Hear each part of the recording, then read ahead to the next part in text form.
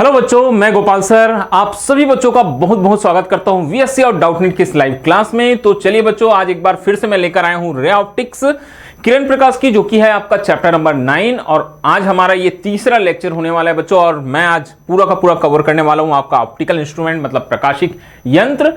जैसा कि मैंने आप सभी बच्चों को पहले भी बताया था कि ये जो चैप्टर है बच्चों सबसे ज्यादा वेटेज वाला है, सबसे ज्यादा मार्क्स जो है यहीं से है, 13 मार्क्स के क्वेश्चन आएंगे बच्चों आपके। तो ये बहुत ही महत्वपूर्ण हो जाता है और आज की इस महत्वपूर्ण क्लास में मैं आपका पूरा का पूरा कवर करने वाला हूं ऑप्टिकल इंस्ट्रूमेंट। तो ये क्लास स्टार्ट करने से पहले मैं आप सभी बच्चों को एक बहुत ही महत्वपूर्ण जो इंफॉर्मेशन है वो आपके साथ शेयर करना चाहता हूं। और ये इंफॉर्मेशन है उन बच्चों के लिए जो इस साल क्लास 12th में जा रहे हैं। क्लास 12th अपने बोर्ड की परीक्षा में अगर आपको टॉप करना है बच्चों, तो एक बहुत ही बेहतरीन बैच आपके लिए लॉन्च किया गया है डाउटनेट के द्वारा, जिसका नाम है हासिल बैच। और जैसे कि आप देख रहे हैं, जो हासिल बैच है उसमें आपके सारे के सारे जो बेहतरीन टीचर्स हैं अपने अपने सब्जेक्ट्स के, वो आपको मिलने वाले हैं बच्चों। तो आप जो है ये बैच जल्द से जल्द ज्वाइन करें। स्टार्ट हो चुका है बैच, ठीक है, आप ज्वाइन कर सकते हैं। स्क्रीन पर देखिए नीचे एक नंबर फ्लैश हो रहा है, उन नंबर्स पर कॉल करके आप इस बैच के बारे में ज्यादा से ज्यादा जो जानकारी है वो ले लीजिए और कैसे ज्वाइन करना है वो सारी की सारी इंफॉर्मेशन वहां से आपको मिल जाएगी। तो इसके कुछ सुपर फीचर्स हैं उसकी बात करूंगा। यहां आपको एक बेहतरीन फीचर मिलने वाला है बच्चों, जो कि है 2 टीचर का एडवांटेज। कैसे आपको 2 टीचर एडवांटेज मिलेगा? एक टीचर जैसे कि हमारे विक्रम सर है, अगर आपकी लाइव क्लास लेते रहेंगे बच्चों, तो जो दूसरा टीचर है वो कमेंट में आपके जो डाउट्स हैं वो सॉल्व करते रहेगा। तो एक महत्वपूर्ण फीचर जो यहां मिलने वाला है। इसके साथ साथ आपको लाइव डॉट सॉल्विंग मिलेगा सुबह 6 बजे से लेकर रात को 12 बजे तक, ठीक है। और आपके 80% से ज्यादा जो डाउट्स है बच्चों वो 2 मिनट से भी कम समय में सॉल्व हो जाएंगे। तो क्या मिलने वाला है आपको? Full day doubt solving, detail lecture मिलने वाले हैं, रिवीजन लेक्चर्स मिलने वाले हैं बच्चों। साथ ही साथ आपको मिलने वाले हैं यहां डेली होमवर्क मिलने वाला है, नोट्स और टीचर का स्लाइड मिलने वाला है, वीकली टेस्ट होने वाला है और एनसीईआरटी के वीडियो सॉल्यूशंस मिलने वाले हैं। तो इतने सारे बेहतरीन फीचर्स यहां आपको मिलने वाले हैं। अब आज के क्लास की बात करता हूं। मैंने जैसा कि आपको बताया बच्चों, मैं आज आपको क्या पढ़ाने वाला हूं। आज मैं आपको बताऊंगा ऑप्टिकल इंस्ट्रूमेंट के बारे में, प्रकाशिक यंत्र के बारे में। तो सबसे पहले तो यही समझिए कि ये प्रकाशिक यंत्र होता क्या चीज है। प्रकाशिक यंत्र क्या होता है? प्रकाशिक यंत्र एक ऐसी युक्ति है, बोलता है एक ऐसा डिवाइस है जिसकी सहायता से पास या दूर स्थित वस्तुओं को स्पष्ट देखकर उसका हम अध्ययन कर सकते हैं। मतलब किसी भी वस्तु को हम देख सकते हैं। बहुत सारे हमारे पास में ऑप्टिकल इंस्ट्रूमेंट होता है बच्चों। हमारी आंख भी एक तरह की क्या है? ऑप्टिकल इंस्ट्रूमेंट है, ठीक है। प्रकाशिक यंत्र है, कैमरा है, दूरदर्शी है, सूक्ष्मदर्शी है, ये सारे के सारे क्या होते हैं? ऑप्टिकल इंस्ट्रूमेंट होते हैं। तो चलिए हम आज यही बताने वाले हैं। आज मैं आपको इधर उधर की ज्यादा बातें ना करते हुए जो टॉपिक्स एग्जाम्स में पूछे जाते हैं वही मैं कराऊंगा बच्चों। तो यहां देखिए, जब हम ये टॉपिक को जब हम समझते हैं ना, तो एक बहुत ही महत्वपूर्ण जो चीज है हमको समझना चाहिए। सबसे पहले क्या समझना चाहिए बच्चों? दर्शन कोण, विजुअल एंगल, ठीक है। दर्शन कोण क्या होता है?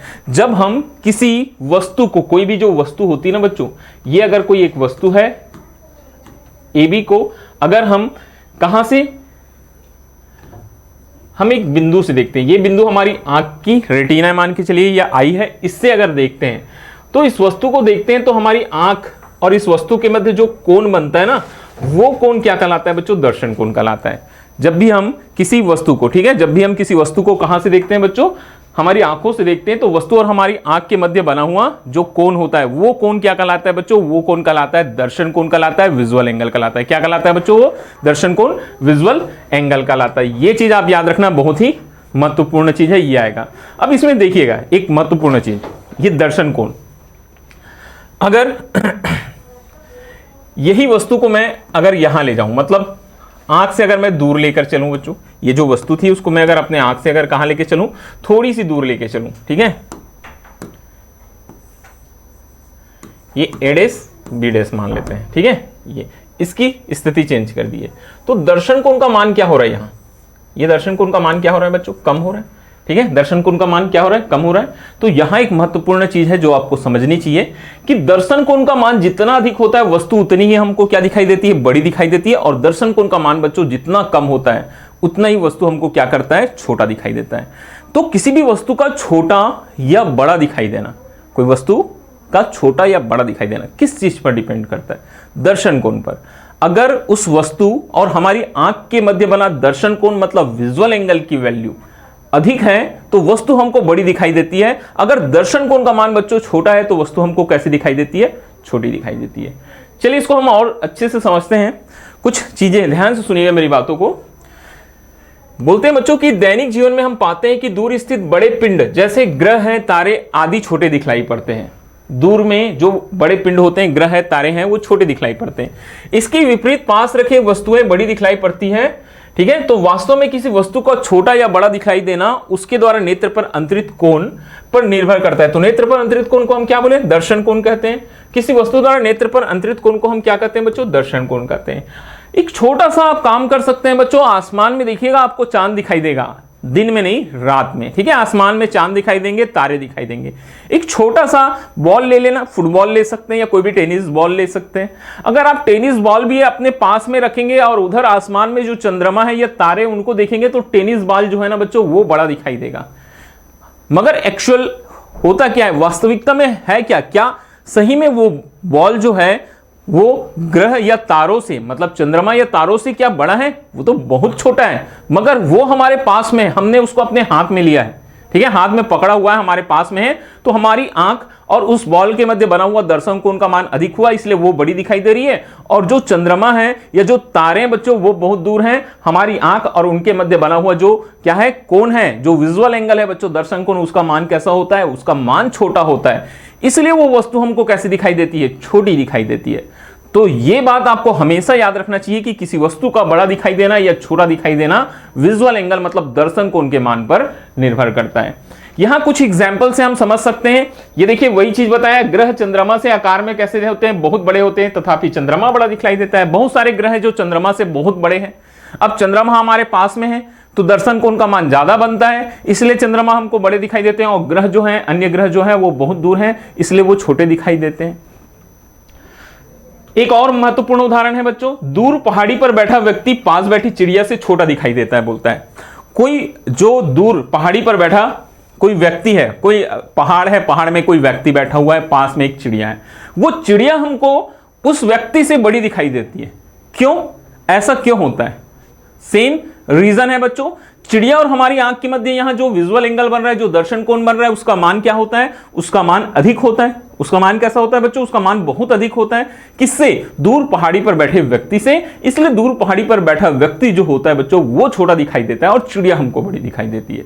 तो देखिए ये होता है दर्शन कोण और दर्शन कोण का जो इंपॉर्टेंस है। तो यहां दर्शन कोण याद रखना, विजुअल एंगल। ठीक है, ये चीज समझ में आई होगी आप सभी बच्चों को ये बात। चलिए आगे बढ़ते हैं बच्चों। अब बात करूंगा मैं सूक्ष्मदर्शी। दो तरह के हम प्रकाशिक यंत्र पढ़ते हैं क्लास, जो हमारा क्या है बच्चों, जो क्लास 12th होता है। एक महत्वपूर्ण पढ़ते हैं हम सूक्ष्मदर्शी और दूरदर्शी। आज मैं दो ही आपको डिस्कस करने वाला हूं, एक सूक्ष्मदर्शी और एक दूरदर्शी। सूक्ष्मदर्शी बायोलॉजी वाले बच्चे बहुत अच्छे से उससे वाकिफ होते हैं। क्लास 10th में भी सारे के सारे बच्चे बहुत सारे प्रैक्टिकल्स किए रहते हैं जहां वो माइक्रोस्कोप का यूज करते हैं। तो सूक्ष्मदर्शी क्या होता है? सूक्ष्मदर्शी वह प्रकाशीय यंत्र होता है, बोलता है, जिसकी सहायता से पास स्थित सूक्ष्म वस्तुओं को आवर्धित रूप में देखा जाता है। एक ऐसा ऑप्टिकल इंस्ट्रूमेंट बच्चों जिससे हम बहुत ही छोटी छोटी वस्तुओं को, जिन्हें हम अपनी खुली आंखों से, मतलब नग्न आंखों से, हम साधारण रूप से हम उसको देख नहीं सकते हैं, उनको हम सूक्ष्मदर्शी की सहायता से बड़े और आवर्धित रूप में देख सकते हैं। ठीक है, ये क्या होता है बच्चों? ये सूक्ष्मदर्शी होता है, माइक्रोस्कोप होता है। सूक्ष्मदर्शी मुख्य रूप से दो प्रकार के सूक्ष्मदर्शी होते हैं। ठीक है, आपने लेबोरेटरी में देखा है ना, एक सूक्ष्मदर्शी देखा है, वैसे ही यहां अगर हम सूक्ष्मदर्शी के प्रकारों की बात करें तो दो होता है बेटा। एक सिंपल माइक्रोस्कोप होता है और एक होता है कंपाउंड माइक्रोस्कोप। एक सिंपल माइक्रोस्कोप होता है और एक होता है बच्चों कंपाउंड माइक्रोस्कोप। सरल सूक्ष्मदर्शी, ठीक है, और संयुक्त सूक्ष्मदर्शी, ये दोनों चीजें देखे होंगे। ठीक है, मार्केट में देखना एक मैग्नीफाइंग ग्लास मिलता है, एक मैग्नीफाइंग ग्लास मिलता है, देखे ना आप लोगों ने। ठीक है, वो देखना आप अक्सर जो ऐसे जो स्टोरीज, ऐसी पिक्चर्स होती हैं, मूवीज होती है जिसमें क्राइम्स वगैरह के बारे में दिखाया जाता है। ठीक है, सीआईडी देखे होंगे बहुत सारे बच्चों ने। वहां देखना एक छोटा सा इंस्ट्रूमेंट होता है, हैंडल लगा हुआ रहता है, प्लास्टिक का फ्रेम लगा रहता है, वो होता है बच्चों सिंपल माइक्रोस्कोप। एक अकेला उसमें क्या रहता है, उत्तल लेंस रहता है, कॉन्वेक्स लेंस रहता है, उससे बहुत ही छोटी छोटी बारीक वस्तुओं को बड़े और आवर्धित रूप में देखा जाता है, वो होता है सिंपल माइक्रोस्कोप होता है। और कंपाउंड माइक्रोस्कोप, इसमें दो उत्तल लेंस लगे होते हैं, ये ठीक है, दो या दो से अधिक भी होते हैं, दो तीन लगे होते हैं। मेनली वर्क करता है बच्चों दो करता है। कौन करता है? दो वर्क करता है। तो ये आपने लेबोरेटरी में देखा होगा। ठीक है, जब प्रैक्टिकल्स वगैरह की बारी आई होगी बायोलॉजी वाले बच्चों को, या क्लास 10th में आपने बहुत ही छोटे छोटे जो प्रैक्टिकल्स होते हैं वो किए होंगे, ठीक है, तब देखे होंगे। तो ये दो हमको पढ़ना है। फर्स्ट है बच्चों सरल सूक्ष्मदर्शी और सेकंड है बच्चों संयुक्त सूक्ष्मदर्शी, ठीक है, सिंपल माइक्रोस्कोप और कंपाउंड माइक्रोस्कोप। आगे बढ़ते हैं। बात करता हूं अब आवर्धन क्षमता। यहां देखिए क्वेश्चन पूछता है तो यही चीज निकालने बोलता है कि आवर्धन क्षमता क्या होगी, इसकी मैग्नीफाइंग पावर क्या होती है। तो देखिएगा यहां मैग्नीफाइंग पावर, प्रतिबिंब द्वारा नेत्र पर अंतरित कोण, प्रतिबिंब जो नेत्र पर कोण बनाता है और स्पष्ट दृष्टि की न्यूनतम दूरी पर स्थित वस्तु द्वारा नेत्र पर अंतरित कोण के अनुपात को सूक्ष्मदर्शी की आवर्धन क्षमता कहते हैं। स्पष्ट दृष्टि की न्यूनतम दूरी, ये शब्द बहुत बार यूज होता है, ठीक है। तो स्पष्ट दृष्टि की न्यूनतम दूरी किसे कहते हैं, वह दूरी जहां पर अगर हम वस्तु को रखें तो हम उसे स्पष्ट रूप से देख सकते हैं बच्चों, वो कहलाएगी आपकी स्पष्ट दृष्टि की न्यूनतम दूरी कहलाएगी, ठीक है, ये चीज याद रखना। तो ये दोनों का अनुपात, किसका किसका अनुपात, प्रतिबिंब द्वारा नेत्र पर अंतरित कोण और स्पष्ट दृष्टि की न्यूनतम दूरी पर स्थित वस्तु द्वारा नेत्र पर अंतरित कोण के अनुपात को हम सूक्ष्मदर्शी की आवर्धन क्षमता कहते हैं। यहां सूत्र के रूप में भी लिखा गया है बच्चों सूक्ष्मदर्शी की आवर्धन क्षमता। इसको आवर्धन क्षमता को हम दिखाते किससे, हम स्मॉल m से दिखाते हैं, और ये होता है प्रतिबिंब द्वारा नेत्र पर अंतरित कोण। प्रतिबिंब द्वारा नेत्र पर अंतरित कोण को हम बीटा से दिखाएंगे बच्चों, और स्पष्ट दृष्टि की न्यूनतम दूरी पर स्थित वस्तु द्वारा नेत्र पर अंतरित कोण को हम अल्फा से दिखाएंगे। तो फार्मूला हमारे पास बनेगा m बीटा अपॉन अल्फा। क्या फार्मूला बनेगा बच्चों, m बीटा अपॉन अल्फा, ये हमारे पास में यहां फार्मूला बनेगा, ठीक है, ये याद रखना। प्रतिबिंब द्वारा नेत्र पर अंतरित कोण मतलब बीटा, और स्पष्ट दृष्टि की न्यूनतम दूरी पर स्थित वस्तु द्वारा नेत्र पर अंतरित कोण मतलब अल्फा। अब इसके बाद भी जब आप आवर्धन क्षमता ज्ञात करेंगे तो प्रतिबिंब की स्थिति के आधार पर सूक्ष्मदर्शी का उपयोग दो प्रकार से किया जा सकता है। इन दो स्थितियों का हमेशा आपको यूज करना होता है। फर्स्ट, जब प्रतिबिंब स्पष्ट दृष्टि की कहां बनता है, न्यूनतम दूरी पर बने बोलता है, और जब प्रतिबिंब है बच्चों वो अनंत पर बने बोलता है। जो प्रतिबिंब है वो कहां बने, पर अनंत पर बने, ठीक है, इतनी बात क्लियर है, याद रहेगा। हमेशा आपको आवर्धन क्षमता निकालना होता है, ठीक है। तो क्या क्या करना बच्चों, सबसे पहले यहां सूक्ष्मदर्शी की आवर्धन क्षमता में m is to beta upon alpha, प्रतिबिंब द्वारा नेत्र पर अंतरित कोण और स्पष्ट दृष्टि की न्यूनतम दूरी पर स्थित वस्तु द्वारा नेत्र पर अंतरित कोण, ये दोनों का अनुपात m is to beta upon alpha. तो प्रतिबिंब की स्थिति के आधार पर दो तरह से आपको यूज करना है, जब प्रतिबिंब स्पष्ट दृष्टि की न्यूनतम दूरी पर बने और जब प्रतिबिंब कहां पर बने बच्चों, अनंत पर बने। ओके, चलिए, अगर इतनी चीजें आपको समझ में आई हो बच्चों, तो मैं आपको सबसे पहले बताना चाहता हूं सरल सूक्ष्मदर्शी, सिंपल माइक्रोस्कोप। जैसा नाम है वैसे ये जो डेरिवेशन होता है बच्चों बिल्कुल ही क्या होता है, सिंपल होता है, ठीक है। सरल सूक्ष्मदर्शी क्या होता है, मैंने बताया सरल सूक्ष्मदर्शी के बारे में। सरल सूक्ष्मदर्शी जो होता है बच्चों, कम फोकस दूरी का एक उत्तल लेंस होता है, एक अकेला सिंगल एक उत्तल लेंस होता है, अभिसारी लेंस होता है, जो हैंडल लगे फ्रेम में, ठीक है, प्लास्टिक वगैरह का हैंडल लगा रहता है, हैंडल लगे फ्रेम में होता है। इसे आवर्धक कांच, मैग्नीफाइंग ग्लास कहते हैं। आप आसानी से कोई स्टेशनरी शॉप, जनरल स्टोर में भी जाएंगे ना, तो बहुत जगह आपको अवेलेबल होता है, मैग्नीफाइंग ग्लास बोलेंगे, आपको ये मिल जाता है। या रीडिंग लेंस भी कहते हैं।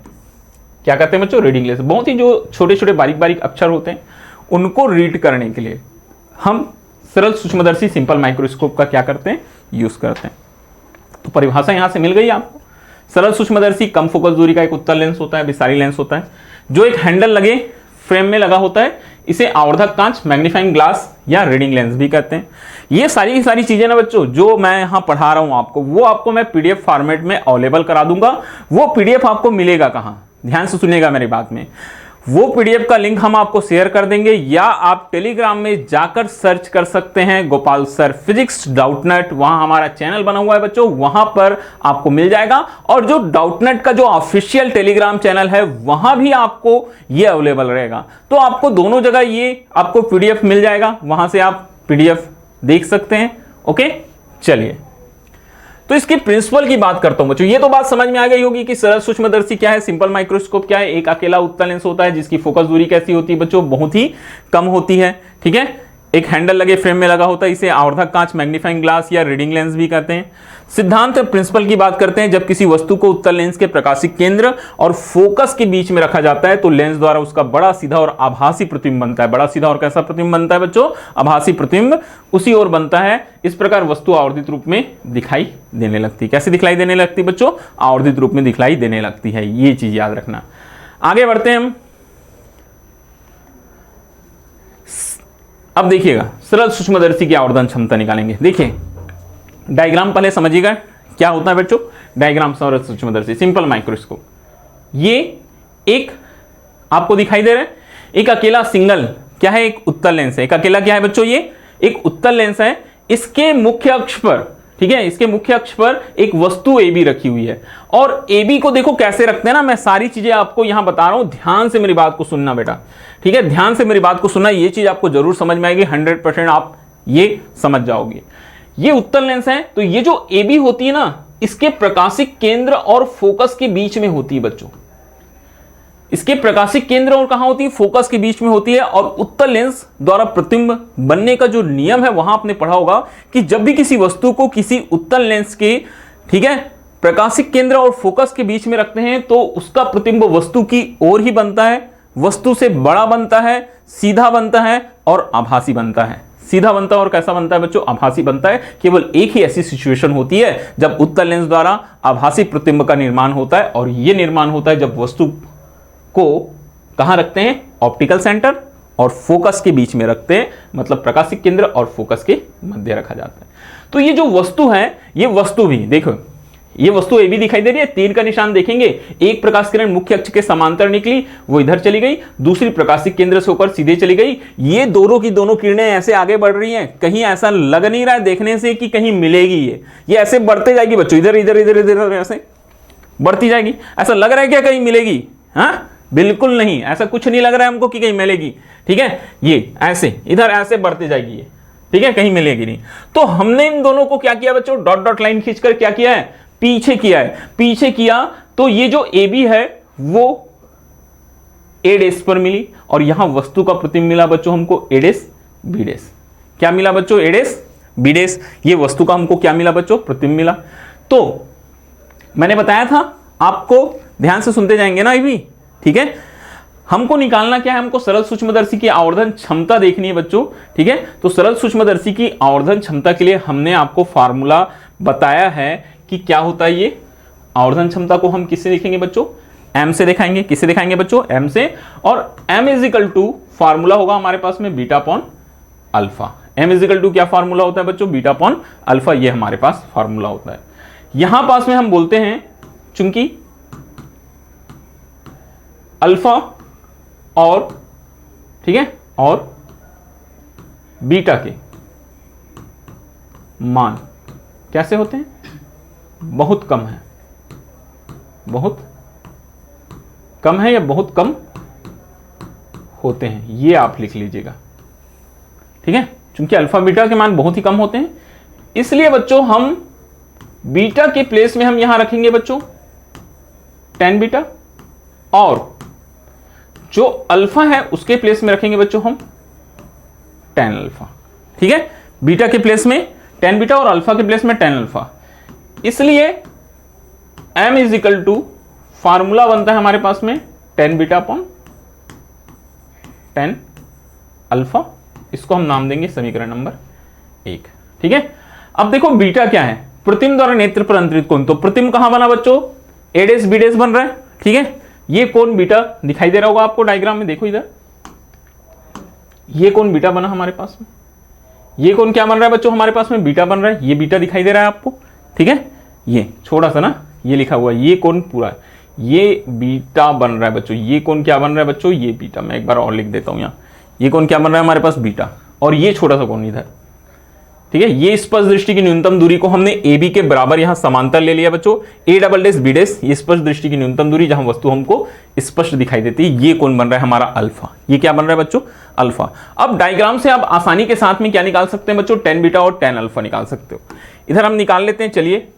इस डायग्राम से अगर हम देखें tan बीटा, क्या देखेंगे बच्चों, tan बीटा। तो tan बीटा एक्चुअल में होता क्या, देखो यहां से देखेंगे ना अंतिम प्रतिबिंब वाला, तो लंब बटा आधार होता है बेटा त्रिभुज A' B' O। त्रिभुज A' B' O में लंब क्या दिखाई दे रहा है, A' B' दिखाई दे रहा है, और आधार क्या दिखाई दे रहा है बच्चों, OB' दिखाई दे रहा है। तो ये हमारे पास आ गया, बात समझ में आया ना। ये A' O B' इस ट्राइंगल में देखना है, इस ट्राइंगल में आपको देखना है, ठीक है। मगर देखिएगा A' O B' और AOB ये दो आपको समरूप त्रिभुज दिखाई दे रहे हैं। इस डायग्राम में देखेंगे ना, ए डेस ओ बी डेस और ए ओ बी दो समरूप त्रिभुज दिखाई दे रहे हैं, तो समरूप त्रिभुज की संगत भुजाएं बराबर होती हैं बच्चों। तो ये ए डेस बी डेस, ये वाली भुजा, कौन सी भुजा, ये वाली भुजा और ये वाली भुजा बराबर होगी। तो ए डेस बी डेस की जगह में मैं क्या पुट कर लूंगा बच्चों, यहां मैं ए डेस बी डेस की जगह में लिख लूंगा मैं ए बी, और वैसी ओ बी डेस की जगह में बच्चों, ठीक है, ओ बी डेस की जगह में क्या लिख लूंगा मैं, ओ बी लिख लूंगा। ओ बी डेस की जगह में क्या लिख लूंगा बच्चों, मैं ओ बी लिख लूंगा। ये हो गया मेरे पास में। और अब हम निकालते हैं tan alpha. Tan alpha, tan alpha यहां देखो, ये ए डबल डेस बी डेस ओ, ये वाले त्रिभुज में, तो क्या हो जाएगा, यहां लंब क्या हो जाएगा, ए डबल डेस बी डेस, ठीक है। और ये बच्चों, ये स्पर्श दृष्टि की न्यूनतम दूरी, ये डिस्टेंस को हम क्या लेते हैं बच्चों, स्पर्श दृष्टि की न्यूनतम दूरी को डिस्ट्रिक्ट विजन बोलते हैं, कैपिटल डी से डिनोट करते हैं। ये हमारे पास में आ गया बच्चों कैपिटल डी। ये हमारे पास में क्या आ गया बच्चों, ये हमारे पास में कैपिटल डी आ गया, ठीक है। ये tan beta A dash B dash upon O B dash, A B upon O B, tan alpha A double dash B dash upon D, ये हमारे पास में आ गया। इन दोनों वैल्यू को देखो, मगर इसको भी देखो, ए डबल डेस बी डेस जो है ए बी के बराबर है, तो यहां भी हम इसको लिख लेंगे बच्चों, ए बी अपॉन क्या लिख लेंगे हम, डी लिख लेंगे, ए बी अपॉन डी। अब ये दोनों की दोनों वैल्यू यहां पुट कर दो आप, एम बराबर टेन बीटा, टेन बीटा में क्या लिखेंगे बच्चों हम, A B upon O B, और टेन अल्फा ये ए बी अपॉन क्या हो जाएगा बच्चों, डी हो जाएगा। ए बी क्या हो गया, कैंसल, और finally M is equal to, ये डी ऊपर चला जाएगा, डी अपॉन क्या हो जाएगा बच्चों, ओ बी। जहां ओ बी ओ बी ये वस्तु की दूरी थी, ओ बी ये क्या है बच्चों, ये वस्तु की दूरी है, और ये u के बराबर है, ये वस्तु की दूरी है, और किसके बराबर है बच्चों, ये u के बराबर है, ये u हो गया हमारे पास में। इसलिए m is equal to D upon U, ये आ गया। और अगर हम चिन्ह परिपाटी का यूज करें, चिन्ह परिपाटी आप सभी बच्चों को मालूम होगा। चिन्ह परिपाटी क्या बोलता है, जो भी वस्तु लेंस के कहां होती है बेटा, बाईं ओर, उसको माइनस लेते हैं। तो देखिए डी भी बाईं ओर है, और ये वस्तु की जो दूरी थी बच्चों, वस्तु की जो दूरी थी ये u, ये भी कैसा है, ये बाईं ओर है। तो दोनों का दोनों m इज इक्वल टू, ये हमारे पास क्या आ गया बच्चों, ये हमारे पास आ गया m is equal to D minus D upon minus U, वापस माइनस माइनस कैंसिल हो जाएगा, finally m is equal to D upon U, ये हमको मिल जाएगा। क्या मिल जाएगा बच्चों हमको, m is equal to D upon U. ये होता है सरल सूक्ष्मदर्शी का आवर्धन क्षमता। बिल्कुल आसान है, डायग्राम समझ जाएंगे आप, डायग्राम से आप टेन बीटा टेन अल्फा निकालना बेटा, यहाँ m is equal to tan beta tan alpha रखना, वैल्यूज रखेंगे, ठीक है। स्पर्श दृष्टि की न्यूनतम दूरी मतलब डिस्ट्रिक्ट डिवीजन डी था, तो m is equal to D upon O B हो गया, ओ बी वस्तु की दूरी है, तो ये u हो गया बच्चों, m is equal to D upon U. चिन्ह परिपाटी का यूज किए, ठीक है, दोनों को दोनों बाईं ओर था, minus D minus you, minus minus cancel हुआ, m इज इक्वल टू क्या आ गया हमारे पास, डी अपॉन यू। अब यहीं से आगे बढ़ते हैं फिर से एक बार। यहां देखिए मैंने बताया दो स्थितियों में हमको आवर्धन क्षमता निकालना होता है। तो यहां अगर हम स्थिति एक देखें बच्चों, सबसे पहली स्थिति एक क्या बोलता है, जब प्रतिबिंब, ठीक है, कहां बने बोलता है, स्पष्ट दृष्टि की न्यूनतम दूरी पर हो, स्पष्ट दृष्टि की कैसी हो बच्चों, न्यूनतम दूरी पर हो, न्यूनतम दूरी पर हो, ठीक है, न्यूनतम दूरी पर हो बोलता है। तो अगर बच्चों ये प्रतिबिंब जो है वो स्पष्ट दृष्टि की कहां होगा, न्यूनतम दूरी पर होगा, ठीक है, तो क्या हो जाएगा हमारे पास, ये v is equal to minus D रखना, ठीक है, क्योंकि बोला है ना प्रतिबिंब जो है स्पष्ट दृष्टि की न्यूनतम दूरी पर, तो प्रतिबिंब की दूरी v को माइनस डी रखना।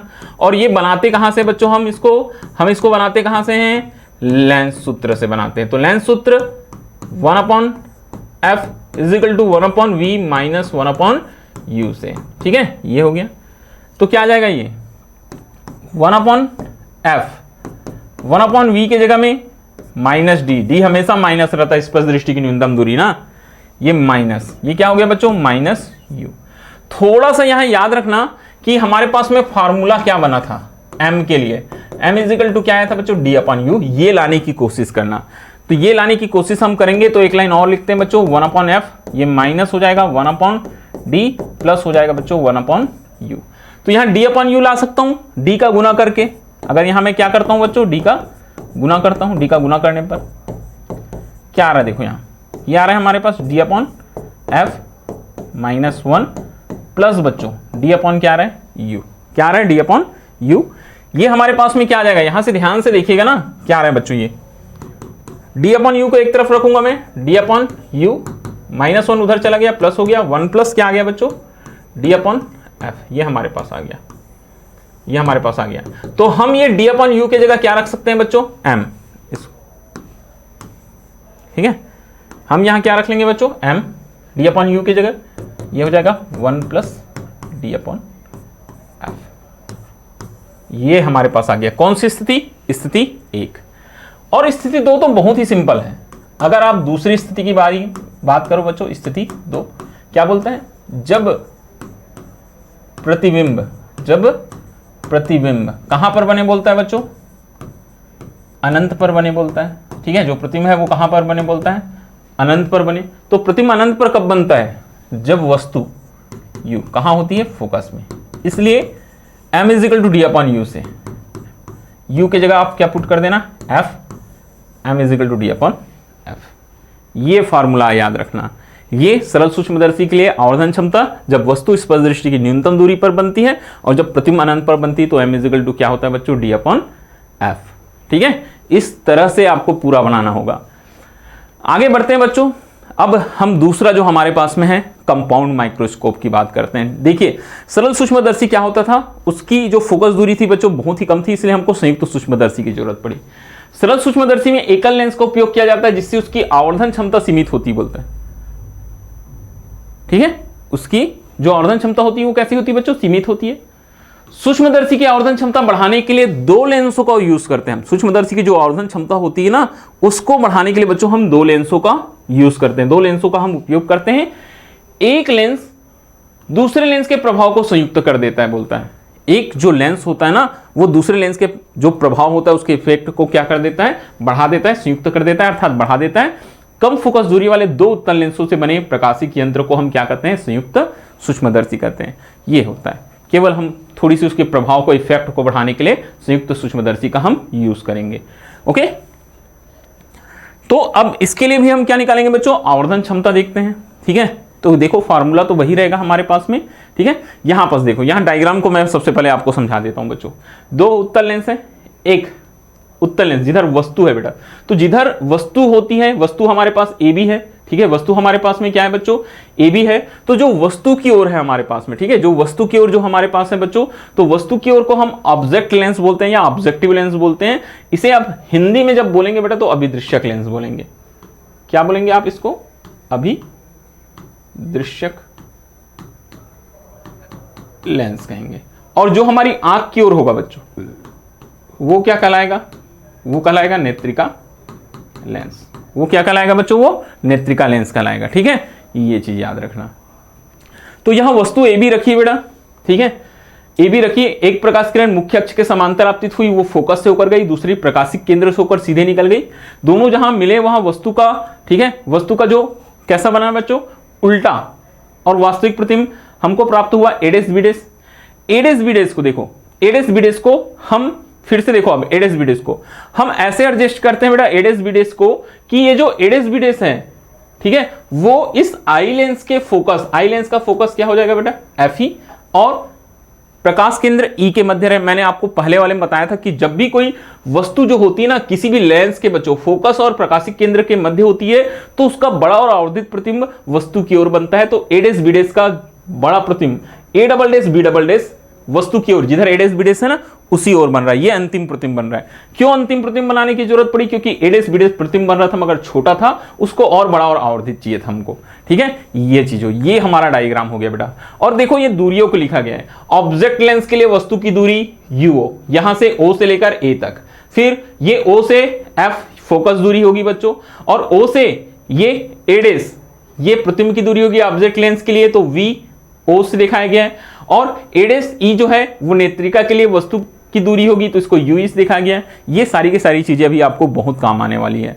ठीक है, चलिए हम आते हैं बच्चों व्यंजक में, हम कैसे हम इसका फॉर्मूला निकालते हैं। तो संयुक्त सूक्ष्मदर्शी की आवर्धन क्षमता बराबर होता है अंतिम प्रतिबिंब द्वारा नेत्र पर अंतरित कोण स्पष्ट दृष्टि की न्यूनतम दूरी द्वारा वस्तु द्वारा नेत्र पर अंतरित कोण। तो हम इसको लिखते हैं बच्चों m इजिकल टू क्या लिखते हैं, बीटा अपॉन अल्फा। मैंने बताया आपको चूंकि अल्फा और बीटा के मान कैसे होते हैं, बहुत कम है, बहुत कम होते हैं। अतः क्या हो जाएगा, बीटा इजिकल टू 10 बीटा और अल्फा इजिकल टू क्या हो जाएगा बच्चों, 10 अल्फा। ठीक है, ये हमारे पास में हो जाता है। इसलिए याद रखना m इजिकल टू ये होता है बच्चों 10 बीटा। ठीक है, या इसको मैं ऊपर लिख देता हूं, 1 मिनट रुकिएगा। ठीक है,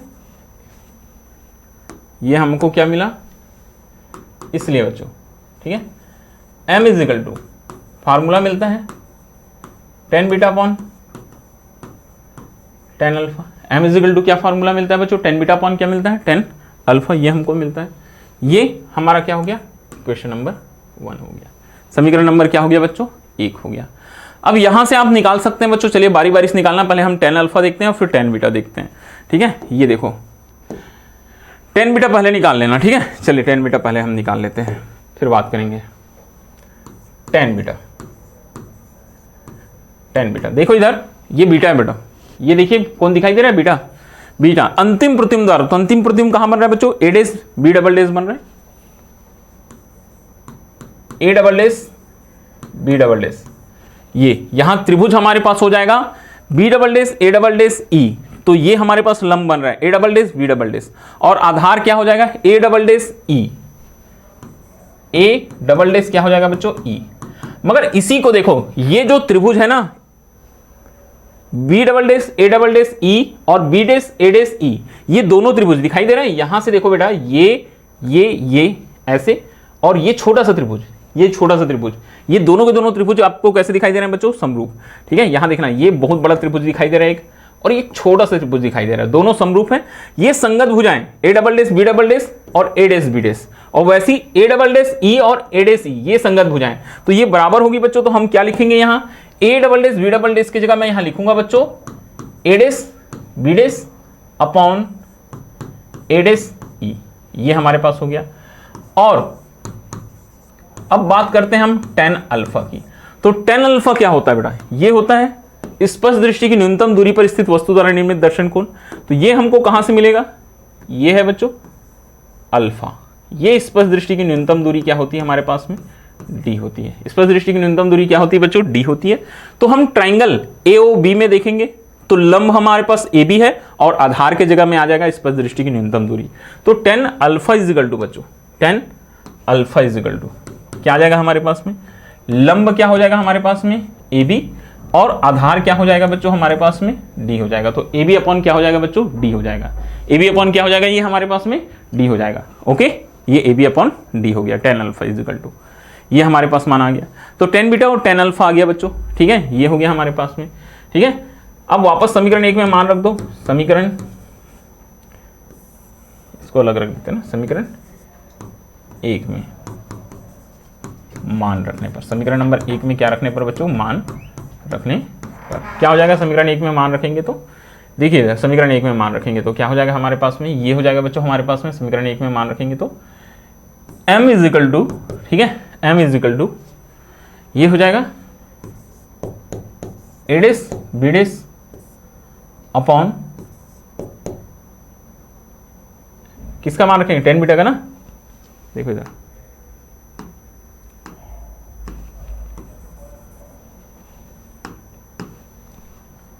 ए डेस बी डेस अपॉन ए डेस ई, और ये आ जाएगा बच्चों ए बी अपॉन डी। तो कुछ तो कैंसिल नहीं हो रहा है यहाँ फिलहाल, कुछ भी चीज कैंसिल हो रही है क्या, नहीं हो रही है। ठीक है, यहां से हम आगे बढ़ेंगे। देखो इधर ये m इजिकल टू बच्चों हमारे पास क्या आ रहा है, ये आ रहा है ए डेस बी डेस अपॉन आ जाएगा ए बी, ये डी ऊपर चला जाएगा बच्चों, डी अपॉन आ जाएगा ए डेस ई। इसको आप ले लेना बेटा समीकरण नंबर 2। अब देखो यहाँ समीकरण नंबर 2 में ना दो चीजों की वैल्यू आप नहीं निकाल सकते। ये लंबाइयां हैं ए डेस बी डेस और क्या चीज बच्चों, ए बी। ठीक है, ए डेस बी डेस और क्या चीज बच्चों, ए बी। तो हमको इसको चेंज करना पड़ेगा। तो चेंज कहां से करेंगे, देखो यहां हमारे पास दो त्रिभुज है, त्रिभुज ए ओ बी और त्रिभुज ए डेस ओ बी डेस। तो यहां मैं लिखूंगा बच्चों त्रिभुज, डायग्राम में देखिएगा ना, त्रिभुज ए ओ बी और कौन सा त्रिभुज, त्रिभुज ए डेस ओ बी डेस। कैसे त्रिभुज हैं ये हमारे पास में बच्चों, समरूप त्रिभुज है। कौन से त्रिभुज हैं, समरूप त्रिभुज है। अतः समरूपता जो प्रमेय होता है वहां से, या सर्वांशम है बोल सकते हैं आप, क्या हो जाएगा बच्चों, ये हमारे पास में, ये हो जाएगा हमारे पास में ए डेस बी डेस संगत भुजाओं का अनुपात अपॉन ए बी। ये संगत भुजाएं ए डेस बी डेस और ये ए बी। अब इधर से देखेंगे तो क्या हो जाएगा हमारे पास में, ये ओ ए डेस अपॉन ओ ए। ये हो जाएगा बच्चों ओ ए डेस अपॉन क्या हो जाएगा हमारे पास में, ओ ए। ठीक है, वापस समीकरण नंबर कहां पहुंच जाएंगे, 2 से। ठीक है, m इज इक्वल टू बच्चों ये आ गया हमारे पास ए डेस बी डेस, सॉरी इसको तो वैल्यू हमको चेंज करना है, यही चीज हमको चेंज करनी थी। यहाँ क्या लिखेंगे हम, यहाँ हम लिखेंगे बच्चों, क्या लिखेंगे हम, ओ A days upon O A. O A days upon क्या हो जाएगा बच्चों, ओ ए हो जाएगा। ठीक है, ये हमारे पास में आ गया। अब क्या आ गया हमारे पास में, ये डी अपॉन ए डेस ये आ गया। ये हमारे पास समीकरण नंबर क्या है बच्चों, 3 है। ये हमारे पास क्या आ गया बच्चों, समीकरण नंबर 3 आ गया। ठीक है, इक्वेशन नंबर 3 हमारे पास में आ गया। अब इसकी वैल्यूज आप देख लो, अब आपको सारी की सारी चीजें आपको यहां से पता चल जाएगी। ओ ए डेस इस डायग्राम में देखेंगे। ठीक है, यहां मैं लिख देता हूं,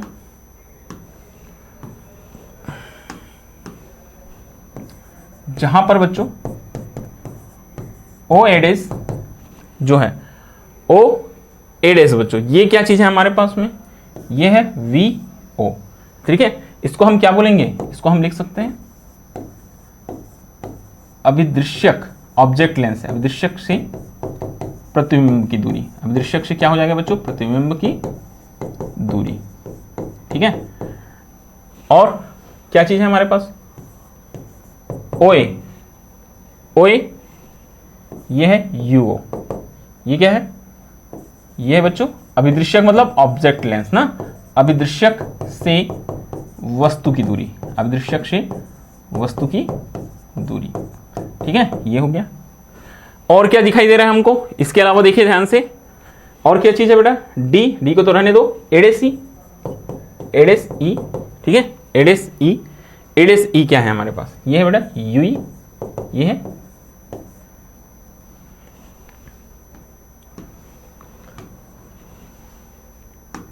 यह हमारे पास में आएगा नेत्रिका से, नेत्रिका से वस्तु की दूरी। नेत्रिका से क्या आ जाएगा बच्चों, ये नेत्रिका से वस्तु की दूरी, नेत्रिका से वस्तु की दूरी ये आ गया। आप चिन्हों के साथ में रखिएगा, इसलिए बच्चों m is equal to O A dash, ये दाईं ओर है तो पॉजिटिव आ जाएगा बच्चों, plus V O. O A minus हो जाएगा बच्चों यू, डी हमेशा माइनस होता है इस दृष्टि की न्यूनतम दूरी, ए डेस ई ये भी माइनस हो जाएगा, माइनस यू ई। तो चिन्ह को अगर हटाएंगे तो m इज इक्वल टू ये minus V O upon U O into बच्चों डी अपॉन क्या हो जाएगा यू ई। ये हमारे पास में फार्मूला बना, ये हमारे पास में क्या बना बच्चों, फार्मूला बना। m is equal to V O upon U O into D upon क्या बना बच्चों, यू ई। डी अपॉन क्या बना बच्चों, यू ई। ये हमारे पास में क्या बना बच्चों, फार्मूला बना। इस फार्मूले से हम कोई भी क्वेश्चन, कैसा भी क्वेश्चन हो, हम आसानी के साथ, ठीक है, हम बना सकते हैं। आवर्धन क्षमता के लिए व्यंजक निकल आया। अब इसमें देखिए यहां भी आपको दो स्थितियां निकालनी पड़ेगी ना, ध्यान से ना, ठीक है, मैं डबल रिपीट नहीं कर रहा हूं। आप लोग देखिए, हम लोग समय से बंधे होते हैं, एक निश्चित समय में क्लास खत्म करना होता है। बहुत सारे बच्चे बार बार डिमांड कर रहे हैं, सर प्लीज रिपीट करो, रिपीट करो। बेटा हमसे रिपीट कराने के बजाय ये अच्छा होगा कि आप फिर से एक बार देख लो, जहां समझ नहीं आ रहा है क्लास खत्म होने के बाद फिर से आप उसको क्या कर दो, जो पीछे करके देख लो, 2 बार देख लो, 3 बार देख लो, वो ज्यादा अच्छा है। ठीक है, ये अब देखो यहां भी 2 स्थितियां होगी बेटा।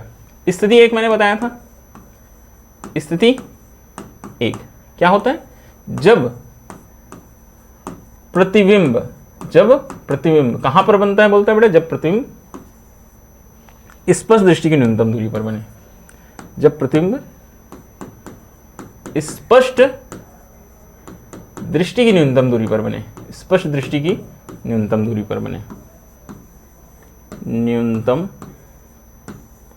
दूरी पर बने, ठीक है, तो दृष्टि की न्यूनतम दूरी पर बने बोलता है बच्चों। तो इसमें देखो क्या करना, ठीक है, इसमें क्या करना बेटा, ये कहां हम करेंगे, हम यहां लेंस सूत्र यूज करते हैं बेटा। कौन सा सूत्र यूज करेंगे, यहां लेंस सूत्र।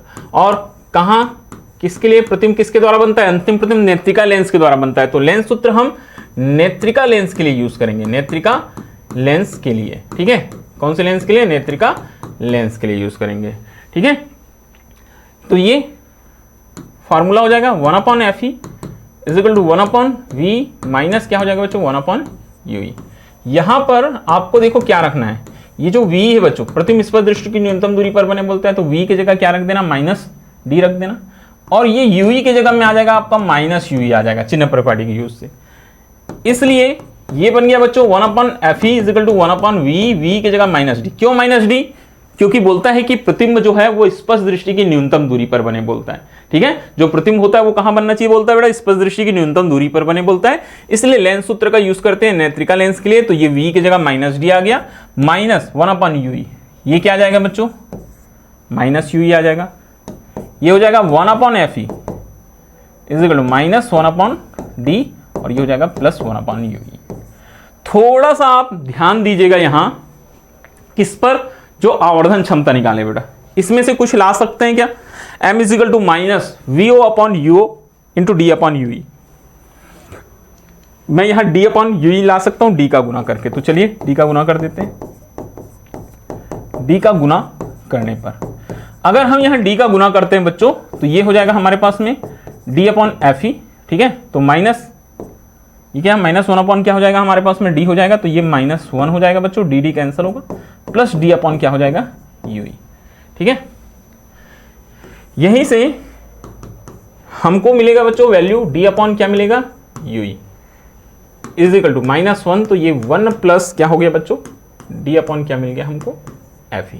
1 प्लस क्या मिल गया बच्चों, D/ क्या मिल जाएगा हमको, Fe, ये हमको वैल्यू मिल गई, ठीक है। 1 प्लस क्या मिल गया, D/Fe, ये मिल गया, ठीक है। अब इसलिए हम M के जगह रखेंगे बेटा, हमको फार्मूला याद है, VO/UO, D/UE था, तो इसके जगह में क्या रख लेंगे हम, 1 प्लस D/Fe, ये आवर्धन क्षमता मिल गया।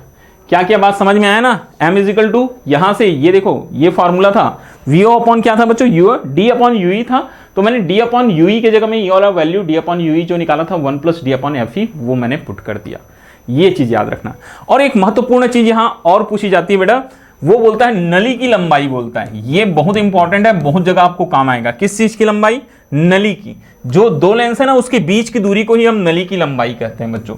तो ये आपको हमेशा याद रखना चाहिए, नली की लंबाई, नली की लंबाई capital L is equal to, देखो क्या होगा नली की लंबाई, मैं आपको डायग्राम में बताता हूं।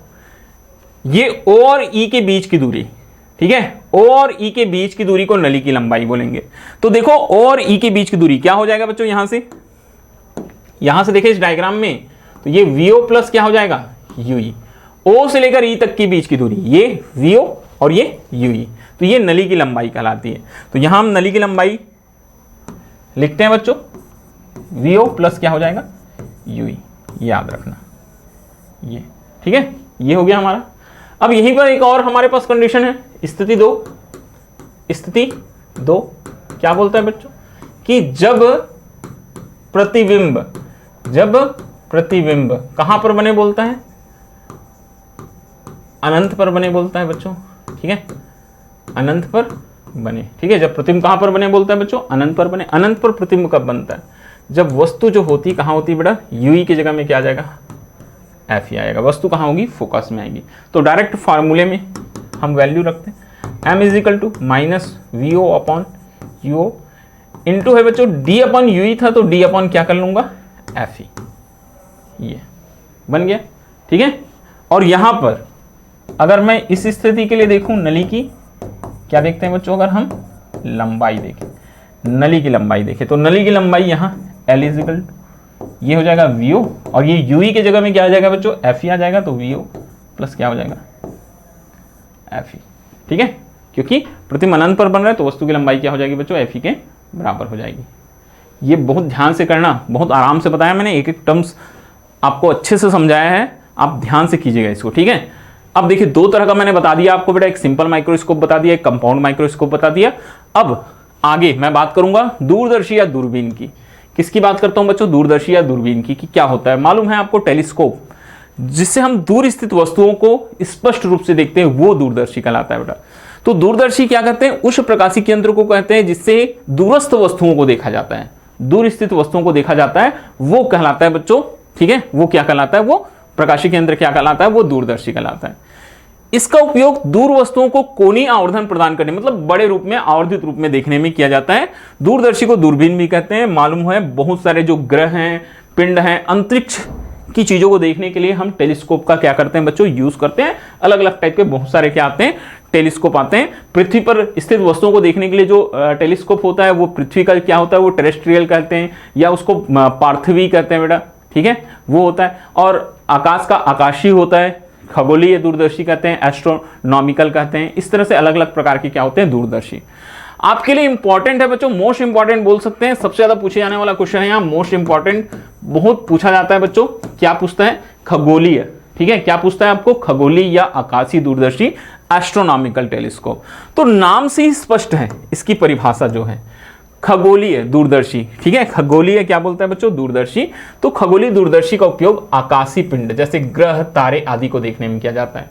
ठीक है, या अंतरिक्ष में घटने वाली विभिन्न प्रकार की घटनाओं का बोल सकते हैं बच्चों, अध्ययन करने के लिए जिस दूरदर्शी का उपयोग किया जाता है उस दूरदर्शी को हम क्या कहते हैं, उसे हम खगोलीय या आकाशीय दूरदर्शी कहते हैं। ठीक है, तो इसकी आवर्धन क्षमता निकालना है, फिर से वही काम करना है बच्चों हमको। आवर्धन क्षमता मतलब उसकी जो मैग्नीफाइंग पावर है वो हमको देखना है। तो आवर्धन क्षमता, मैग्नीफाइंग पावर क्या होगा, अंतिम प्रतिबिंब द्वारा नेत्र पर अंतरित कोण, जो अंतिम प्रतिबिंब है बच्चों उसके द्वारा नेत्र पर अंतरित कोण और वस्तु द्वारा नेत्र पर अंतरित कोण को। ठीक है, अंतिम प्रतिबिंब द्वारा नेत्र पर अंतरित कोण और वस्तु द्वारा नेत्र पर अंतरित कोण के अनुपात को दूरदर्शी की आवर्धन क्षमता कहते हैं। आवर्धन क्षमता सेम यहां भी हमारे पास फार्मूला होगा बच्चों, m इजिकल टू क्या होगा, beta upon alpha. m is equal to क्या फार्मूला होगा बच्चों, बीटा अपॉन अल्फा, ये हमारे पास फार्मूला होगा। ठीक है, अंतिम प्रतिबिंब द्वारा नेत्र पर अंतरित कोण और वस्तु द्वारा नेत्र पर अंतरित कोण का अनुपात। यहां पास में एक चीज देखना, वहां जब सूक्ष्मदर्शी देखते थे वस्तु पास रहती थी बेटा तो हम लिखते थे स्पष्ट दृष्टि की न्यूनतम दूरी पर स्थित वस्तु द्वारा नेत्र पर अंतरित कोण, मगर यहां तो वस्तु बहुत दूर है। ठीक है, तो हम क्या लिखते हैं यहां, वस्तु द्वारा नेत्र पर अंतरित कोण। प्रतिबिंब की स्थिति के आधार पर इसका भी दो प्रकार से उपयोग किया जाता है, सेम है बेटा। जब प्रतिबिंब स्पष्ट दृष्टि की न्यूनतम दूरी पर बने, वस्तु नहीं होगा ना स्पष्ट दृष्टि की न्यूनतम दूरी पर, हाँ प्रतिबिंब हो सकता है। ठीक है, ये एक कंडीशन। और जब प्रतिबिंब कहां पर बने बोलता है बच्चों, अनंत पर बने बोलता है। प्रतिबिंब कहां पर बने बोलता है बच्चों, अनंत पर बने बोलता है। ठीक है, तो ये सारी की सारी चीजें आप लोग ध्यान में रखिएगा। आगे बढ़ते हैं, बात करते हैं बच्चों खगोलीय एस्ट्रोनॉमिकल टेलीस्कोप की।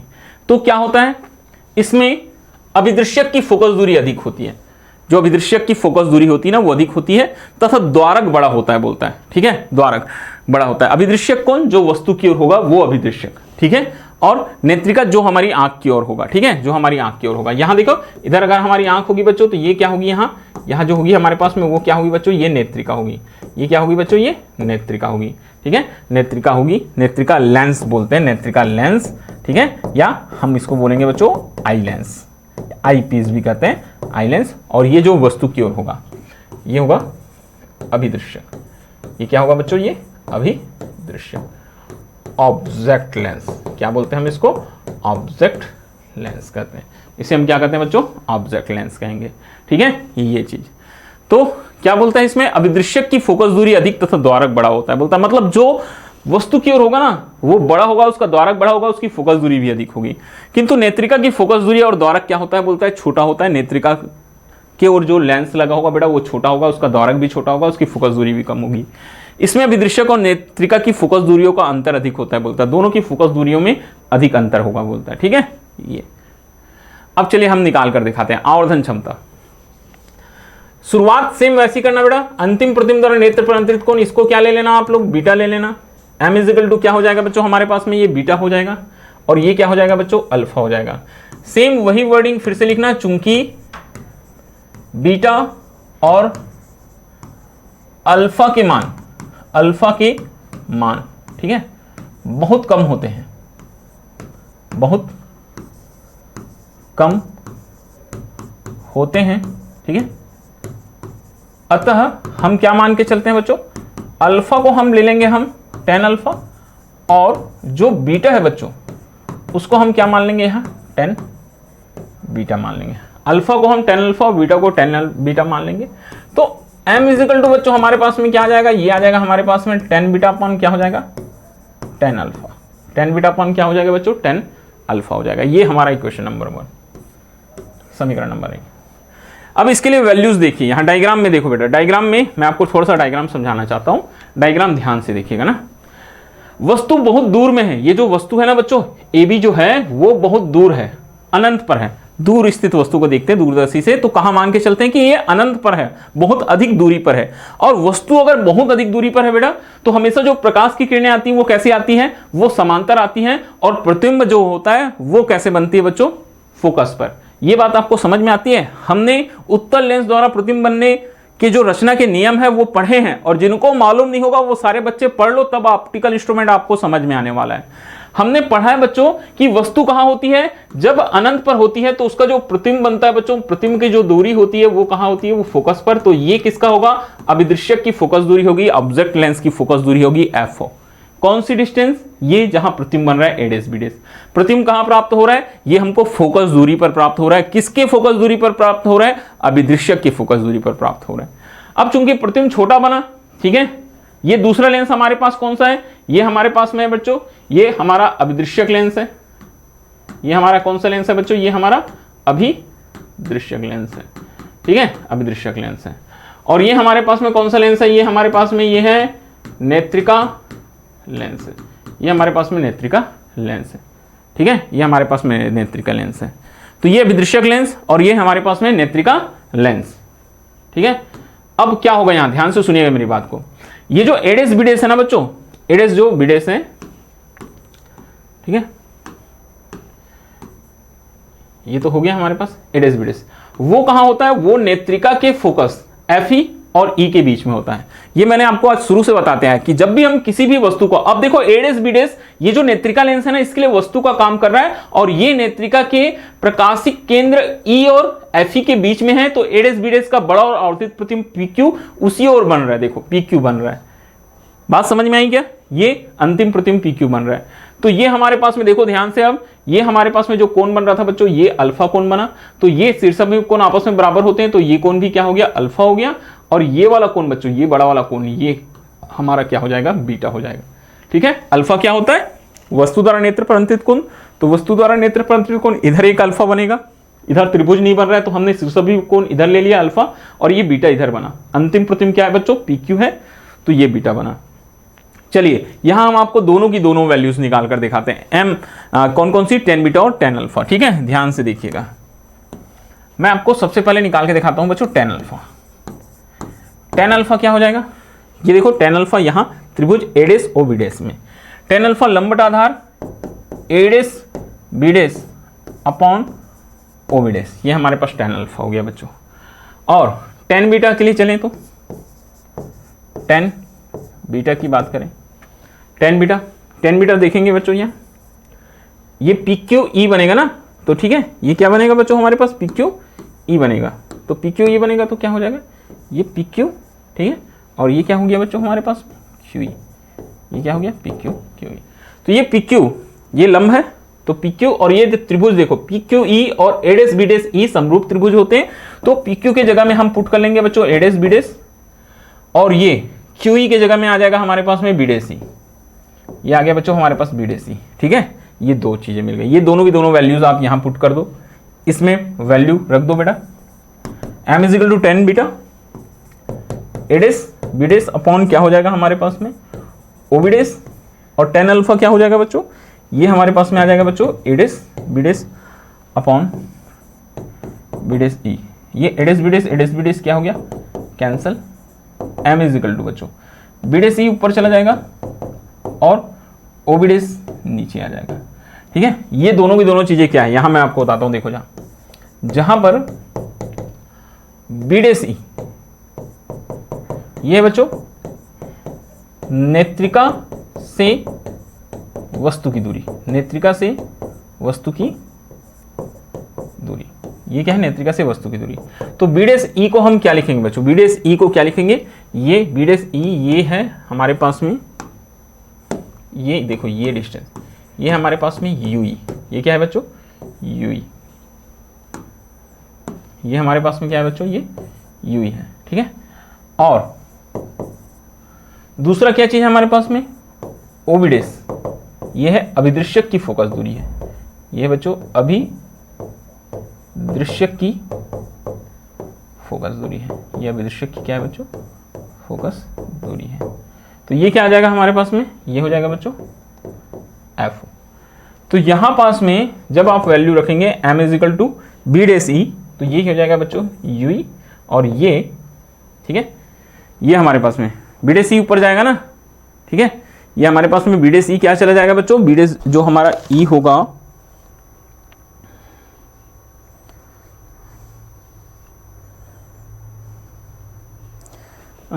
कुछ मिस्टेक हो गया क्या, एक मिनट रुको, एक मिनट रुकिएगा बेटा, एक मिनट रुकिएगा ना। 10 बीटा ये हमने उल्टा पुल्टा रख दिया, ये थोड़ा सा गड़बड़ हो गया बेटा, एक मिनट रुकना ना, मैं अभी सुधार देता हूँ। इसलिए देखो यहाँ पास में ये जो था बच्चों, ठीक है एक मिनट देखिए, एक मिनट देखिएगा, ये थोड़ा सा गड़बड़ हो गया हमारे पास में। ये जो था बेटा ये और ये, इसके प्लेसेस को हमको चेंज करना पड़ेगा, ये हमने यहीं से लिखने में गलती कर दिया। 10 बीटा जो है वो क्या था बेटा, ए डेस बी डेस अपॉन क्या था हमारे पास बी डेस ई था, और ये था बच्चों ये क्या था, ये ओ बी डेस था। तो यहां से हमारे पास क्या आ जाएगा, m इज इक्वल टू क्या जाता बच्चों ओ बी डेस अपॉन क्या जाता बी डेस ई आ जाता। ओ बी डेस क्या है हमारे पास में, यह है बच्चों एफ ओ, और बी डेस ई चिन्ह के साथ में लिखेंगे तो U E. Then finally m is equal to बच्चों माइनस एफ ओ अपॉन क्या हो जाएगा बच्चों U E. Then finally m is equal to क्या हो जाएगा हमारे पास में एफ ओ अपॉन क्या हो जाएगा बच्चों यू, ये हमारे पास में आ जाएगा, ठीक है। ये आवर्धन क्षमता के लिए क्या आ गया बच्चों, व्यंजक आ गया, ये आवर्धन क्षमता के लिए क्या आ गया बच्चों, व्यंजक आ गया। बात समझ में आई ना, इस तरह से आप इसको निकाल लीजिएगा। आगे देखो फिर से इसकी हम दो स्थितियां देखेंगे, ठीक है, दो स्पेशल जो केसेस होते हैं।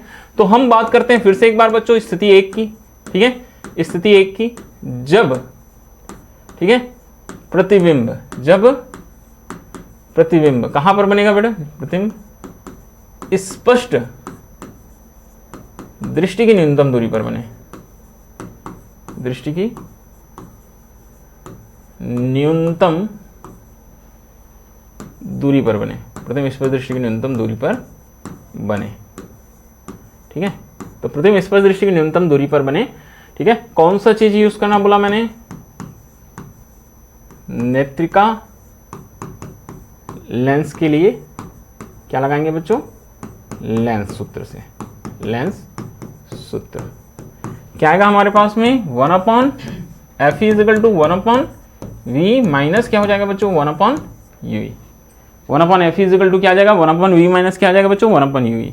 मैंने बताया यहां आप v के जगह में हमेशा याद रखना बेटा माइनस डी का यूज करना, v के जगह में किसका यूज करना, माइनस डी का यूज करना, और u के जगह में आपका आ जाएगा बेटा माइनस यू आ जाएगा चिन्ह के साथ में। इसलिए 1 upon F E 1 upon V बच्चों माइनस क्या हो जाएगा डी हो जाएगा, माइनस ये माइनस क्या हो जाएगा बच्चों यू हो जाएगा, 1 upon F is equal to minus 1 upon क्या हो गया बच्चों डी प्लस क्या हो गया 1 अपॉन यू हो गया। डी का गुना कर देते हैं दोनों पक्षों में, D upon F E minus 1 plus D upon क्या हो जाएगा यू, ठीक है। डी का गुना करने पर ये हमारे पास आ गया बच्चों। थोड़ा सा यहाँ ना देखो डी का गुना करने की जरूरत है क्या, एक मिनट देखो, एक मिनट देखेंगे ना, ये एफ अपॉन यू ही आया बेटा, डी का गुना करने की जरूरत ही नहीं है, हम 1 अपॉन यू ही निकाल सकते थे। थोड़ा सा यहाँ हमने एक चीज गलत कर दिया, क्या गलत कर दिया, हमको ये करने की जरूरत ही नहीं है, यहाँ हम यहाँ डायरेक्ट क्या करेंगे 1 अपॉन यू ही निकाल लेते हैं बच्चों, क्या निकाल लेते हैं 1 अपॉन यू ही, ठीक है। 1 अपॉन क्या निकाल लेते हैं हम यू ही निकाल लेते हैं, ये 1 अपॉन एफ ई प्लस हो जाएगा बच्चों 1 अपॉन क्या हो जाएगा हमारे पास डी हो जाएगा, ये हो गया, ठीक है। इसलिए m इज इक्वल टू बेटा, ठीक है। फार्मूला देख लो ना, कहाँ से आया ये मत सोचना है। ये देखो formula minus F O upon UE, तो minus M is equal to मैं क्या लिखूंगा बच्चों, माइनस एफ ओ और 1 अपॉन यूई की जगह बच्चों 1 अपॉन एफ ई प्लस क्या हो जाएगा बच्चों, 1 अपॉन क्या हो जाएगा डी। ठीक है, 1 अपॉन एफ ई प्लस क्या हो जाएगा बच्चों, 1 अपॉन डी हो जाएगा। ये हमारे पास आ गया। ठीक है, अब इसके बाद ये बन गया हमारे पास में पहली स्थिति। यहां भी हम देख लेते हैं बच्चों नली की लंबाई। क्या देख लेते हैं हम, नली की लंबाई, नली की लंबाई capital L is equal to, diagram से समझ में आएगा नली की लंबाई। ये ओ और ई के बीच की दूरी एफ ओ प्लस यूई क्या हो जाएगा हमारे पास में, ये F O plus U E. L is equal to क्या आ गया हमारे पास में, एफ ओ प्लस क्या आ गया बच्चों, यूई आ गया। आगे हम देखेंगे दूसरी स्थिति, स्थिति 2, जब प्रतिबिंब कहां पर बने, अनंत पर बने बच्चों। प्रतिबिंब कहां पर बने, अनंत पर बने। ठीक है, प्रतिबिंब अनंत पर बने। कब प्रतिबिंब अनंत पर बनेगा, जब वस्तु कहां होगी बच्चों, फोकस पर। तो u इज इक्वल टू क्या रख लेंगे, एफ ई, इसलिए m is equal to minus F O upon क्या हो गया बच्चों, एफ ई, ये आ गया। और यहां पास में नली की जो लंबाई होती है बच्चों, नली की लंबाई। ठीक है, नली की लंबाई, तो नली की लंबाई क्या हो जाएगी हमारे पास में, नली की लंबाई देखिएगा ना, ये क्या हो जाएगा बेटा, नली की लंबाई L is equal to F O, U E की जगह क्या आ जाएगा एफ ई, तो F O upon F E, ये ऐसे। ठीक है, ये बहुत ही इंपॉर्टेंट है बच्चों, और इस तरह से आपको हमेशा क्या करना चाहिए, बनाने के लिए आना चाहिए। ठीक है, इस तरह से आपको हमेशा बनाने के लिए आना चाहिए। ये तो ये छोटा सा हमारी आज की क्लास थी बच्चों, इतने टॉपिक्स हमने देखा। अब देखो कुछ महत्वपूर्ण चीजें जो है मैं आपको यहाँ बता देना चाहता हूँ, एक बार फिर से मैं देखो आपको रिवाइज करा देना चाहता हूँ मेरे। आप याद क्या रखना, ये जो फार्मूले है ना बच्चों, इससे याद रखना m। ठीक है, यहाँ फोकस दूरी कम होती है बच्चों। ठीक है, फोकस दूरी कम होती है तो इसकी आवर्धन अच्छी होती है। ठीक है, ये चीज याद रखना है। m क्या है, यहाँ इनवर्सली प्रोपोर्शनल है f के, या m is equal to D upon U C. ठीक है, ये और क्या याद रखना, संयुक्त सूक्ष्मदर्शी फार्मूला याद रखना बेटा। m आवर्धन क्षमता कब अधिक होगी, यहाँ ये जो आवर्धन क्षमता है वो अधिक कब होगी बोलता है। ठीक है, आवर्धन क्षमता अधिक कब होती है, m is equal to minus V upon U O into D upon U E, formula बेटा। अगर, ठीक है, अगर अभिदृश्यक का, ठीक है, अभिदृश्यक की जो क्या होगी बेटा, वस्तु की दूरी अगर कम होगी, ठीक है, वस्तु की दूरी कम होगी तो आवर्धन क्षमता क्या होगी, अधिक होगी। ऐसे आपको ये फार्मूले से बहुत सारी चीजें आपको समझ में आएगी, वो सारी की सारी चीजें आप याद रखना। अभी हम कुछ क्वेश्चन कराते हैं, वहां देखिएगा आपको बहुत सारी बातें और समझ में आने वाली है। एक छोटा सा क्विज है आप सभी बच्चों के लिए, और इस क्विज में बेटा सबसे पहला है हमारे पास में क्विज में क्वेश्चन नंबर 1 कि संयुक्त सूक्ष्मदर्शी में नेत्रिका की फोकस दूरी अभिदृश्यक की फोकस दूरी से कैसी होती है। संयुक्त सूक्ष्मदर्शी में जो संयुक्त सूक्ष्मदर्शी होता है, ठीक है, उसमें नेत्रिका की जो फोकस दूरी होती है वो अभिदृश्यक की फोकस दूरी से कैसी होती बोलता है, से अधिक होती है, से कम होती है, के बराबर होती है, या उपयुक्त सभी। ये क्वेश्चन बहुत बार एग्जाम्स में पूछा गया है बच्चों, और इसका आंसर होता है से अधिक होती है। किसकी फोकस दूरी अधिक होती है बच्चों, नेत्रिका की फोकस दूरी अभिदृश्यक की फोकस दूरी से अधिक होती है। मतलब नेत्रिका की फोकस दूरी क्या होती है बच्चों, अधिक होती है। नेत्रिका की फोकस दूरी क्या होती है, अधिक होती है, ये याद रखिएगा। ठीक है, ऐसे देखिए क्वेश्चन नंबर 2, संयुक्त सूक्ष्मदर्शी में अभिदृश्यक लेंस होता है। ठीक है, संयुक्त सूक्ष्मदर्शी में बताया मैंने अभी आपको, जो अभिदृश्यक लेंस होता है बेटा वो कैसे होता है, बड़े द्वारक का उत्तल लेंस, छोटे द्वारक का उत्तल लेंस, बड़े द्वारक का उत्तल लेंस, या छोटे द्वारक का उत्तल लेंस। तो अवतल लेंस वाले जो सी और डी है उसको तो कैंसिल कर दो। ठीक है, थोड़ा सा आप लोग दिमाग लगाएंगे, आपको आंसर इसका मिल जाएगा बच्चों। चलिए मैं आपको आंसर बता देता हूं। इस क्वेश्चन का आंसर होता है बच्चों कि ये छोटे द्वारक का क्या होता है, उत्तल लेंस होता है। ये छोटे द्वारक का क्या होता है बच्चों, उत्तल लेंस होता है। ठीक है, क्वेश्चन नंबर 3, सरल सूक्ष्मदर्शी की आवर्धन क्षमता बढ़ाई जाती है। सरल सूक्ष्मदर्शी m इज इक्वल टू हमने देखा था बच्चों d अपॉन क्या हुआ था, u। ठीक है, m is equal to d upon u, ये हमारे पास में आया था, ये आया था। या m इज इक्वल टू हमने क्या लिखा था बच्चों, d अपॉन f भी लिखा था हमने, m is equal to d upon f लिखा था हमने। तो लेंस की फोकस दूरी को घटाकर, लेंस की फोकस दूरी को बढ़ाकर, लेंस का द्वारक बढ़ाकर, लेंस का द्वारक घटाकर, हम लेंस की फोकस दूरी को अगर क्या कर देंगे बेटा, घटा देंगे, तो क्या हो जाएगा, आवर्धन क्षमता का मान क्या हो जाएगा, बढ़ जाएगा। लिख सकते हैं आंसर कैसे, हम f को देखो इनवर्सली प्रोपोर्शनल है, अगर f को अगर हम कम कर दिए, इसको घटा दिए बच्चों, तो आवर्धन क्षमता का मान ऑलरेडी क्या हो जाएगा, इंक्रीज होगा, बढ़ जाएगा। बिल्कुल सिंपल सी चीज है ये। ओके, ये चीज याद रखना।